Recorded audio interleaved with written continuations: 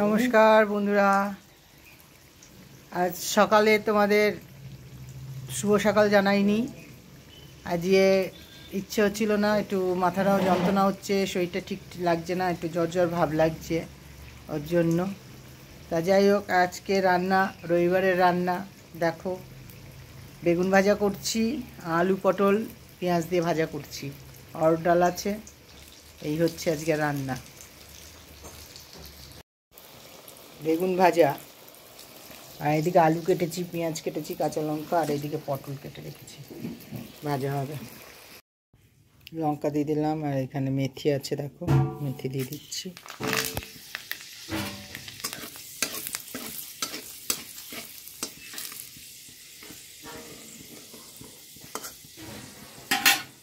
আর পটলগুলো দিয়ে দেবো।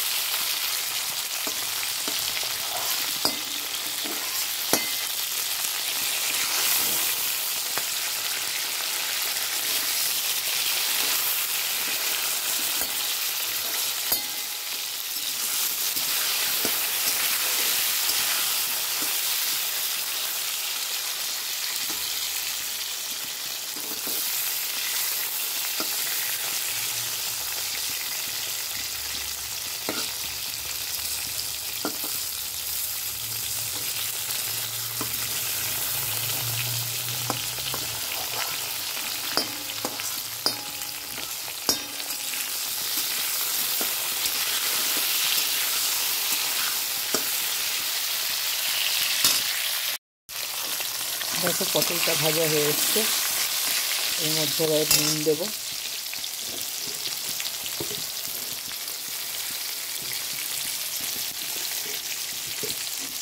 নুন দিলাম, হলুদও দিচ্ছি।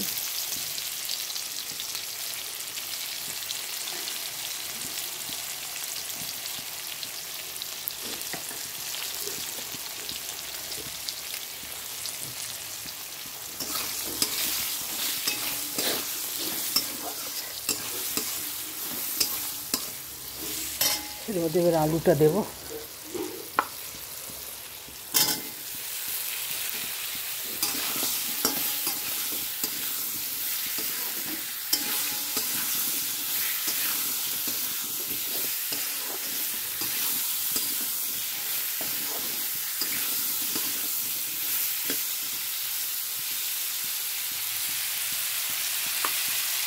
এটা দিয়ে চাপা দিয়ে দিচ্ছি।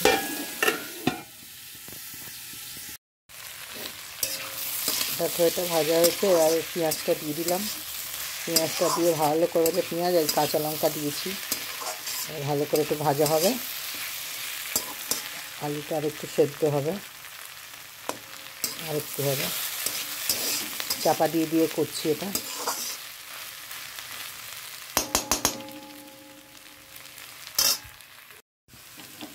দেখো ভাজাটা হয়ে গেল, এবার নামিয়ে ফেলবো। খুব সুন্দর হয়ে গেছে, দেখো।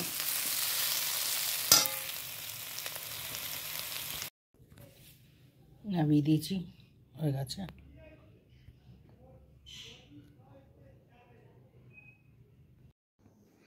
আজকে ভিডিওটা কন্টিনিউ দিতে পারলাম না, কেন কি খুব একটা দুঃখের খবর এসছে, এই আসলো। যাই হোক, আমার খুড়তুতো দিদির ছেলেটা মারা গেল, খুব খারাপ লাগছে। অশোকনগর থাকে ছেলেটা, মানে কি বলবো, ছেলে এত ভালো ছিল, একটু মাথার একটু ডিফেক্টেড ছিল, কিন্তু ছেলেটা খুবই ভালো ছিল। তা কথাবার্তা এত ভালো ছিল। এইমাত্র আমার ওই ভাইজি পাপিয়া ফোন করলো যে আমার পিসু এরম এরম বাবাই মারা গেছে, তা যাবে নাকি। তা আমি যাব ভেবেছিলাম, কিন্তু আমারও নিজেরও শরীরটা একটু খারাপ, একটু প্রবলেম চলছে, মানে শরীরটা খারাপই। সকাল থেকে তোমাদের বলেছি যে শরীরটা একটু জ্বর জ্বর ভাব, গা হাত পা প্রচণ্ড ব্যথা, ওর জন্য যাওয়া হলো না।